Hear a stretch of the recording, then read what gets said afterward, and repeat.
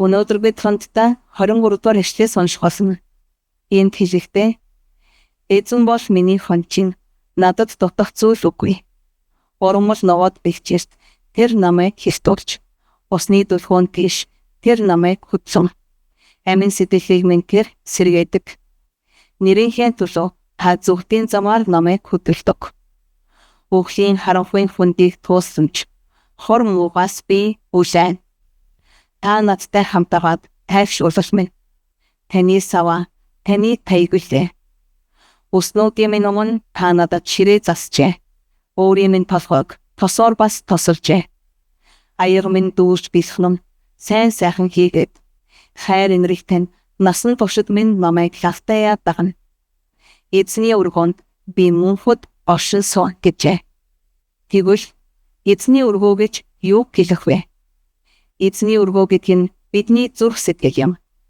Бидний зүрх бол Бурхны оршин суудаг газар юм.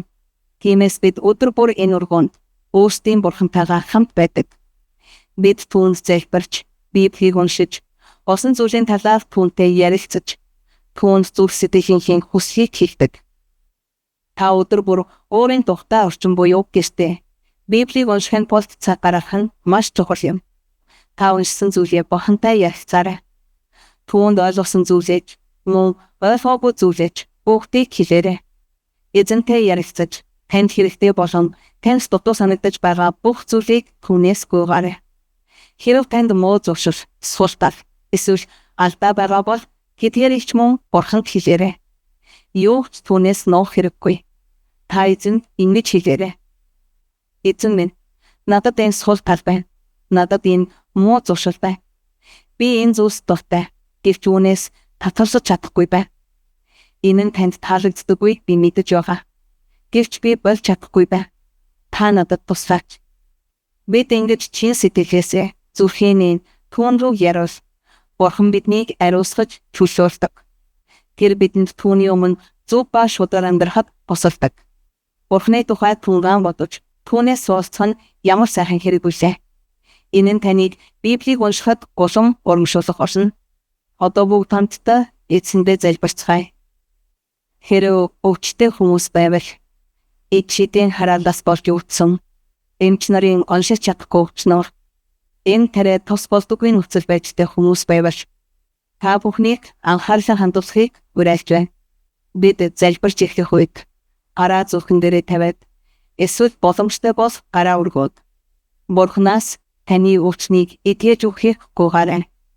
Хэрэв муу ёрийн сүнслүүд таныг зовоож байгаа бол та унтаж чадахгүй. Заримдаа гүнигтэй, гомдсон, эсвэл сэтгэлээр унсан мэт санагдаж, эсвэл яагаад гэдгийг мэдгүйгээр гинт үйлмар байгаа бол Бурханаас мөн тусламж гуйгаарай. Эзэн танд тусалж, таныг чөлөөлж, танд нэгүслийн үзүүлэхийг гуйгаарай. Мөн хорт хавдар болон хүнд өвчнүүдээс эдгэж өгөхийг түүнээс гуйгаарай. Сэтгэлд байгаа хүслүүдээ эзний өмнө төлөвлөсаарай.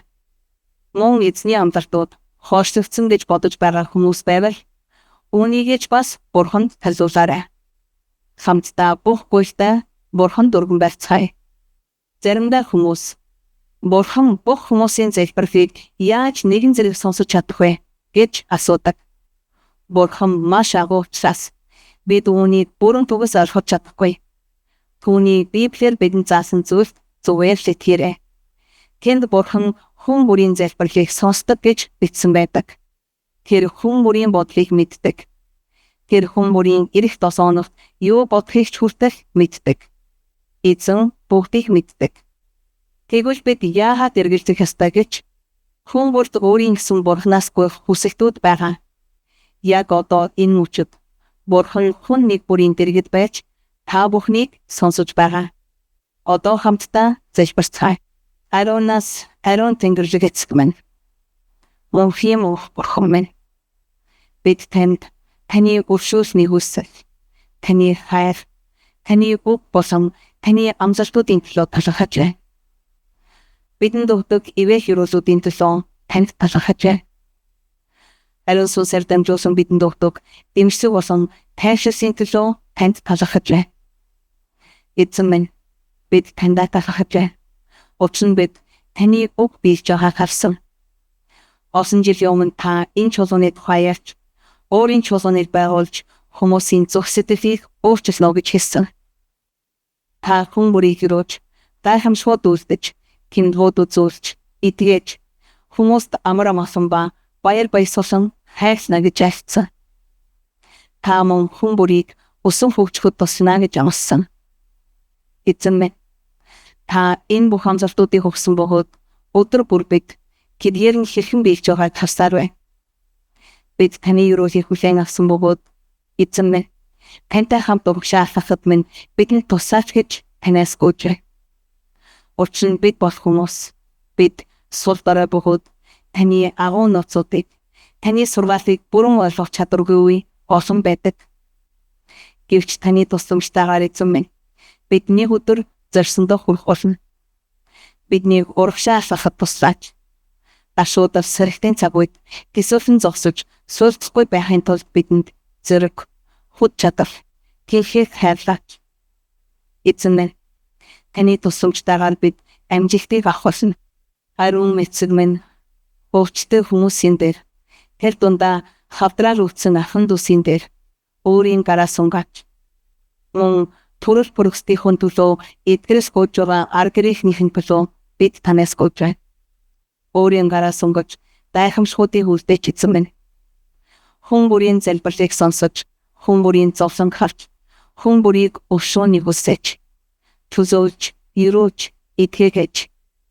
Мөн их бишэдийн хараалд уртсан, биеийг тавцлааж, нойрыг өмүүлж, хүмүүсийн сэтгэл зүйд хартдаг сүнснүүдэд авцсан хүмүүсийн төлөө танаас гуйж байна.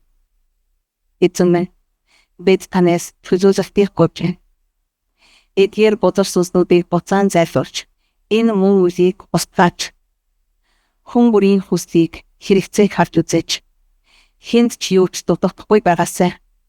Ажил хөдөлмөрийн үүд хаалгыг нээж, ивэл ерөөлийн үүд хаалгыг нээгэж, хүн бүрийг материалын ивэлээр ивээгэж, хамгийн чухал нь тэдэнд сүнслэг ивэл ерөөлөө мэдрүүлж, өөрийн хүчийг илгээгээч эзэн минь. Баярлалаа ариун эцэг минь. Таны хайртай хүн, эзэн Есүс Христийн алдар сууд нэрээр бид танаас гуйж байна. Та хүн бүрийг цаашид ивэж, ариусгаж, чөлөөлөөч. Таны хүчрхэг мудар хүн бүрийн дотор үйлчилж байх болтугай. Баярлалаа эзэн минь. Баярлалаа ариун эцэг минь. Таны алдар нэрийн төлөө бид таныг магтан дуулж, таныг өрөөж, танд талархаж байна.